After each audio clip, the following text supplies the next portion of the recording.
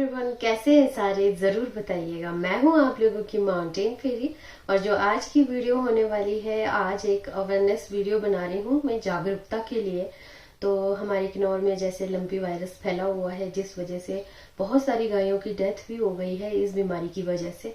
तो ये एहसास मुझे तब हुआ कि वीडियो क्यों बनाना चाहिए जब हमारी गाय नहीं रही। इसी बीमारी के चलते हमारी गाय भी मर गई। तो मुझे लगा कि ये वीडियो बनाना बहुत ज्यादा जरूरी है, लोगों तक जागरूकता फैलाना कि ये बीमारी कैसे होती है, इसके लक्षण क्या है, कैसे है। तो आज हम डॉक्टर साहब से बात करेंगे। ये जो वीडियो है आज स्पेशली जो हमारे पशुपालक हैं उन्हीं के लिए ही है कि उनको थोड़ी सी नॉलेज मिल जाए, और जो पशु नहीं पालते हैं वो एज ए नॉलेज के लिए वीडियो देखिएगा। तो ज्यादा देरी न करते हुए करते हैं वीडियो को शुरू। चलिए। नमस्कार, मेरा नाम डॉक्टर विपिन रांगड़ा है।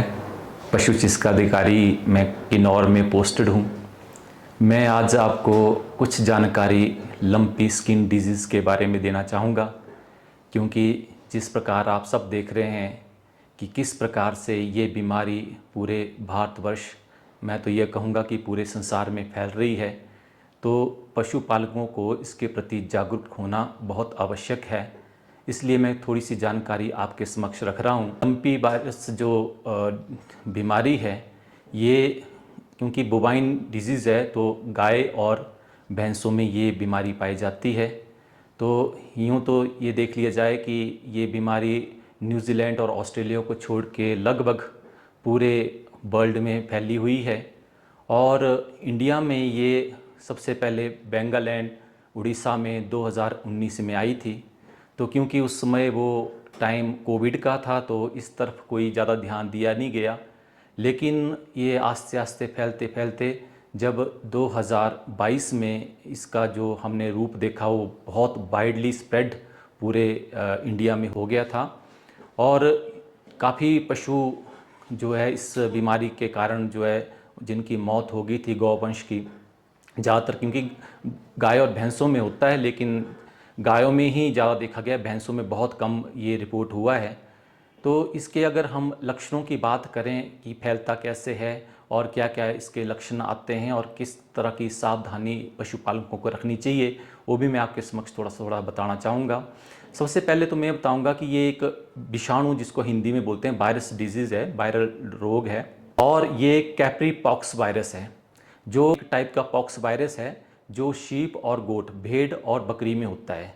तो क्योंकि इसकी वैक्सीन अब तो बन गई है, वैक्सीन भी बन गई है, लेकिन हम जो फील्ड में इसकी वैक्सीन यूज़ कर रहे हैं वो शीप पॉक्स या हम गोट पॉक्स की बात करें, वैक्सीन ही इसके लिए यूज़ की जाती है और बहुत इफ़ेक्टिव वैक्सीन है। इसके जो लक्षण हैं वो लक्षण पूरे शरीर में जिस तरह से लग रहा है कि लंपी स्किन डिजीज़, लंपी चमड़ी रोग, तो एक तरह से लंप्स या गांठें पूरे शरीर में, पशुओं के पूरे शरीर में वो बन जाती हैं, और नाक से और मुंह से और ऐसे जो लार टपकती रहती है, पानी चलता रहता है और आंखों से भी पानी चलता रहता है। और पशुओं में काफ़ी हाई फीवर, काफ़ी तेज़ बुखार इसका रहता है। और जैसे जैसे दिन प्रतिदिन इसके सिम्टम भी अलग अलग प्रकार के आ रहे हैं। अब तो इस तरह से सिम्टम भी आ रहे हैं, ऐसे लक्षण भी आ रहे हैं कि अगली दो टांगों के बीच में जो जगह होती है वो सोजिश उसमें हो जाती है, टांगों में सोजिश आ जाती है। तो और जो गाभिन पशु हैं उसमें पूरे चांसेस हो जाते हैं कि उसका गर्भपात हो जाए, अबॉर्शन हो जाता है। और क्योंकि पशु का खाना पीना भी छूट जाता है, तो इस कारण जो है पशु जो दूध देने की क्षमता है पशुओं की, वो भी उस वजह से वो कम हो जाती है। तो इसके जो मृत्यु दर है वो बहुत कम है, 1 से 5% है, मरते बहुत कम है पशु, अगर उनकी सही टाइम पे उनका देखभाल की जाए और सही टाइम पे इसका ट्रीटमेंट किया जाए। तो ट्रीटमेंट के लिए तो मैं ही कहूँगा कि पशुपालकों को ये जागरूक होना चाहिए कि इसके लिए साल में एक बार वैक्सीनेशन लग जाती है, साल की उसकी इम्यूनिटी रहती है। और इस पशुओं के जो ठीक होने की क्षमता वो उसकी इम्यूनिटी के ऊपर डिपेंड करता है कि पशु में इम्यून सिस्टम उसका कितना एक्टिव है। जिन पशुओं का इम्यून सिस्टम ठीक है तो उनको ये बीमारी आती है, लेकिन बहुत जल्दी वो ठीक हो जाते हैं। लेकिन जो पशु जिनका इम्यून सिस्टम जो है वो कम होती है, वो पशु जो है इसके चपेटे में आ जाते हैं और ज़्यादा बीमार हो जाते हैं। तो जैसे मैंने कहा कि इसके लिए वैक्सीन ही एकमात्र उपाय है। वैक्सीन लग जाए तो फिर ऐसा नहीं है कि वैक्सीन लग जाए तब ये बीमारी नहीं आती, तब भी आ जाती है, लेकिन उतना इफेक्टिव नहीं होता। या हम इस बीमारी को कोविड की तरफ से कोरिलेट करें तो वहाँ तक भी कुछ हद तक ये कहना सही होगा कि जिस प्रकार से कोविड में भी जिनको वैक्सीनेशन लग जाती थी उनको भी कोविड हो जाता था, तो वैसे ही यहाँ भी लंपी स्किन डिजीज़ में भी जिन पशुओं को ये पॉक्स वायरस का वैक्सीनेशन हो जाती है तो उनको भी वो बीमारी आ जाती है, लेकिन उतनी क्षमता के साथ नहीं आती है, उतनी ज़्यादा प्रॉब्लम नहीं आती है, उनकी थोड़ी सी टच करके वो बीमारी निकल जाती है। तो जिनमें पशु में आ जाती है उनको सीधी सी बात है कि उनका ट्रीटमेंट जो होता है हम सिम्टोमेटिक ट्रीटमेंट होते हैं, क्योंकि वायरस के लिए कोई भी दवाई इफेक्टिव नहीं है। तो जैसे जैसे उसके लिए लक्षण आते हैं, जैसे बुखार आता है तो बुखार के लिए इंजेक्शन लगते हैं और कुछ एंटीबायोटिक्स उनको देते हैं। हालांकि एंटीबायोटिक ज़्यादा इफेक्टिव नहीं है, लेकिन कोई सेकेंडरी बैक्टीरियल इन्फेक्शन ना हो जाए इसके लिए हम एंटीबायोटिक के इंजेक्शन भी उनको साथ में देते हैं। एंटी एलर्जिक दिए जाते हैं और भूख के लिए इंजेक्शन दिए जाते हैं। इस प्रकार के जैसे जैसे पशुओं में सिम्टम आते जाते हैं वैसे वैसे उनको दवाई दी जाती है। पशु का इम्यून सिस्टम ठीक है तो पशु 5-7 दिन के अंदर अंदर जो है अपनी स्थिति में दोबारा वापस आ जाता है। तो पशु बीमार हो जाते हैं उनको तो हम बाकी पशुओं से क्वारंटाइन कर दें, अलग कर दें, उनका खाना पीना बिल्कुल अलग कर दें। अगर मान लो किसी पशुपालक के पास 3-4 पशु हैं और उनके एक पशु में अगर वो प्रॉब्लम आ जाती है तो जो बीमार पशु है उसको हम अलग बांधें और उसका कभी भी जो जूठा घास है या जूठा पानी है वो दूसरे पशु को ना दें। तो इस वजह से इस कारण फिर हम दूसरे पशुओं को बचा सकते हैं। हालांकि होता मुश्किल है क्योंकि गौशाला में सारे पशु इकट्ठे होते हैं तो उनको अलग करना भी थोड़ा सा टफ होता है, लेकिन थोड़ा थोड़ा तो हमने इसका परहेज़ करना है। और ये फैलती कैसे है ये भी बड़ा एक सोचने वाली बात है, और ये पता लग जाए किस तरह फैलती तो वहाँ भी हम थोड़ा सा ध्यान रख सकते हैं इसको आगे स्प्रेड करने से। तो जैसे आप सब जानते हैं कि ये वायरल डिजीज़ है, कंटेजियस भी है, एक कंटेजियस है कि एक से दूसरे को टच करने की, और वेक्टर बॉर्न डिजीज भी है, वेक्टर के थ्रू भी ये फैल जाती है। 2 कारण है, कंटेजियस और वेक्टर बॉर्न। तो कंटेजियस होती है कि एक पशु होगी उससे दूसरे पशु को टच में आ गया, कॉन्टैक्ट में आ गया तो दूसरे पशु में वो चले जाती है। और दूसरी बात वेक्टर बॉर्न है, तो इसके लिए जो वेक्टर हैं वो है जैसे हमारी हाउस फ्लाई है, मक्खियाँ हैं, घर में जो मक्खियाँ होती हैं, मॉस्किटोस हैं या टिक्स हैं, फ्लीज हैं, या इस तरह के जो खून चूसने वाले जो कीड़े होते हैं। खून चूसने वाले कीड़े जो इन्फेक्टेड पशु है उसमें जो बैठते हैं वहाँ से खून चूसते हैं, फिर जब स्वस्थ पशु में जाते हैं वहाँ खून चूसते हैं तो वहाँ से वो वायरस जो है विषाणु जो है वहाँ से इन्फेक्टेड से स्वस्थ में जाकर वहाँ इन्फेक्शन फैला देता है। तो इसके लिए हमें ध्यान ये रखना पड़ता है कि हम साफ सफाई का ध्यान रखें, मक्खी मच्छर पलपने न दें, अपने जो गौशाला में पशु बांध रखें वहाँ पूरा सफाई रखें।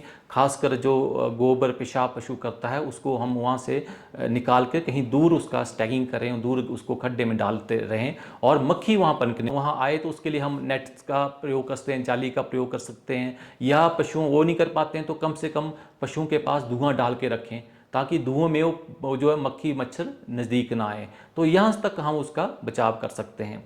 फिर दूसरी बात ये एक दो चीज़ें जो पशुपालकों के मन में आती हैं कि जी हमारे पशु को लंपी रोग लग गया है तो उसका दूध का हम क्या करें। तो दूध के लिए मैं ज़रूर कहना चाहूँगा कि दूध इंसान उस पशु का दूध बिल्कुल प्रयोग कर सकता है, लेकिन बॉयल करके करना है, क्योंकि ये जेनेटिक डिजीज़ नहीं है। ये जेनेटिक डिजीज़ होती है जो पशुओं से इंसान में आती हैं, तो ये वैसी डिजीज़ नहीं है, ऐसी बीमारी नहीं है कि पशु में आई है तो इंसान में भी आएगी। पशु इंसान में ये बीमारी नहीं आती है, इंसान को ये बीमारी नहीं होती है। तो उसका दूध कच्चा ना पिएं, लेकिन उसको ठीक रूप से, क्योंकि वैसे भी घरों में दूध का हम प्रयोग करते हैं तो बॉयल करके ही करते हैं, तो उस दूध को ठीक रूप में बॉयल कर लें और उसका प्रयोग कर सकते हैं, कोई प्रॉब्लम नहीं है। लेकिन दूसरा प्रश्न मन में ये भी आता है कि अगर इन्फेक्टेड पशु है तो उसके जो बच्चे हैं, जो बच्चा दूध पीता है तो उसमें बीमारी जाएगी कि नहीं जाएगी? बिल्कुल जाती है। अगर इन्फेक्टेड पशु है और उसका दूध जो उसका काफ पीता है तो वो काफ में इन्फेक्शन जाने के पूरे चांसेस होते हैं, वहाँ तो जाएगी। इसके अलावा मैं कुछ ये भी बताना चाहूँगा कि अगर जैसे दूर दराज के क्षेत्र होते हैं जहाँ पशुपालकों को अगर मान लो कोई मेडिसिन के रिलेटेड या इस बीमारी के रिलेटेड कोई सुविधा नहीं मिल पाती तो घर में भी कुछ हद तक आप इलाज कर सकते हैं। तो मैंने भी कुछ पशुपालकों को ये करवा के देखा तो मुझे भी काफ़ी इफ़ेक्टिव लगा। जैसे पानी लेते हैं, उसमें थोड़ा सा गुड़ डाल लो और काली मिर्च डाल लो, और अगर नीम के पत्ते मिल जाए नीम के पत्ते डाल लो और हल्दी डाल लो। तो ये भी, क्योंकि ये इम्यून सिस्टम से रिलेटेड प्रॉब्लम है ना, तो इम्यून सिस्टम को बूस्टअप करने वाली चीज़ें हैं। तो अगर इम्यून सिस्टम पशु का ठीक है तो फिर बीमारी लगती है वो कम हो जाती है, बीमारी लगी होगी वो थोड़ा कम हो जाती है। तो ये भी हम कर सकते हैं। और जो है धुआं डालते हैं तो धुआं में भी अगर नीम के पत्ते मिल जाएं तो नीम पत्तों को जलाएंगे तो थोड़ा कड़वाहट उस धुएं में होती है, तो उससे भी मक्खी मच्छर जो है कम आते हैं। इसमें जो लंप्स बन जाते हैं, जो गांठें बन जाती हैं, फोड़े बन जाते हैं, वो कुछ टाइम बाद फटना स्टार्ट हो जाते हैं। तो फटते हैं तो फिर उनमें पीक वगैरह पड़ना स्टार्ट हो जाता है, साथ में उसमें मॉइस्चर आता है, ब्लीडिंग स्टार्ट हो जाती है। तो भी कोई ज़्यादा घबराने की बात नहीं है, उसमें दवाई लगाई जाती है, एंटीसेप्टिक ड्रेसिंग होती है, दवाई लगाई जाती है, उसको साफ रखते हैं। लेकिन बात वही है कि उस पर मक्खी मच्छर नहीं बैठना चाहिए, उसको खराब वो जख्म खराब ना हो। थोड़ा टाइम ज़रूर लगता है लेकिन वो जख्म बिल्कुल ठीक आ जाते हैं। लेकिन ये जो जैसे मैंने पहले बताया कि अलग अलग लक्षण आते हैं, तो ऐसा भी है कई पशु ऐसे भी होते हैं जिनमें वो गांठें नहीं बनती हैं, तो अंदंदी प्रॉब्लम होती है, या टांग में सोजिश होगी, या दो टांगों के बीच में सोजिश आती है। तो थोड़ा सा सिम्टम, कई बार आर्टिकल फॉर्मेशन होती है, द्रफड़ी पड़ते हैं। तो इस तरह के अलग अलग सिम्टम अब इस वायरस की वजह से आ रहे हैं। तो अगर गांठें नहीं बनी हैं और पशुओं में टांगों में सोजिश है, तब भी ये समझ लीजिए कि वो बीमारी जो है टांग में, एक टांग में सोजिश ज़्यादा रहती है और दो टांगों के बीच में की सोजिश आती है। तो अगर ऐसा लग रहा तो भी आप पशुपालक को या नज़दीक जो पशु चिकित्सा संस्थान है वहाँ जरूर दिखाएं, ताकि वो पता लग जाए कि वही बीमारी है, कहीं कुछ और बीमारी ना हो।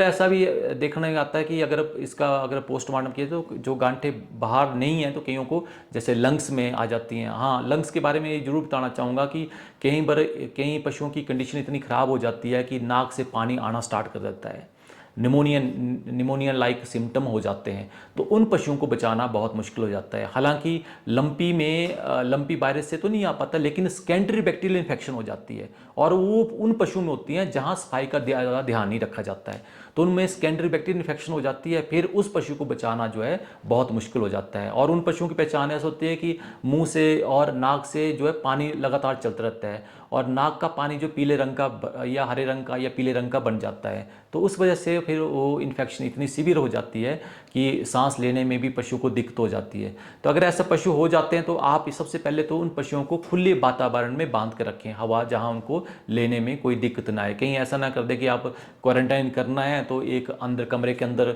या एक गौशाला के अंदर बंद करके रख दें, तो उनको सांस लेने में फिर और ज़्यादा दिक्कत हो जाती है। तो उनको ऐसी जगह बांध दें जहाँ उनको सांस लेने में कोई ज़्यादा दिक्कत ना हो, खुला वातावरण हो, खुली हवा आए, ऑक्सीजन जहाँ मैक्सिमम हो। तो ये छोटी छोटी सी जानकारी है, अगर इससे हम थोड़ा सा अवेयर होंगे तो काफ़ी हद तक जो है हम अपने पशुओं को इस बीमारी से बचा सकते हैं। और ज़्यादा मैं फिर भी यही कहना चाहूँगा कि साफ़ सफाई का बिल्कुल ध्यान रखें। जहाँ साफ़ सफाई होगी वहाँ ये बीमारी आने के कम से कम चांसेस होंगे। धन्यवाद। दोस्तों, डॉक्टर साहब ने बहुत ही अच्छे तरीके से एक्सप्लेन किया उसके लक्षण क्या होते हैं, रेमेडीज जो घरेलू इलाज है उसमें हमें क्या क्या करना चाहिए। तो मेन चीज जो हमने डॉक्टर साहब से सीखी वो चीज ये थी कि हमें सफाई का विशेष ध्यान रखना है। गाय का गोबर वगैरह सब कुछ, हर एक चीज का ध्यान रखना है कि सफाई रहे वहां पर, क्योंकि मक्खी मच्छर मतलब किसी से भी ये फैल सकता है। और जो बीमार गाय है उसको किस तरीके से हमने देखभाल करनी है, ये सारी चीजें आपको डॉक्टर साहब ने बहुत अच्छे तरीके से एक्सप्लेन की है। तो आई होप कि आप लोगों को ये वीडियो काफी मदद करेगी, क्योंकि बहुत ही सरल शब्दों में डॉक्टर साहब ने बातें समझाई हैं।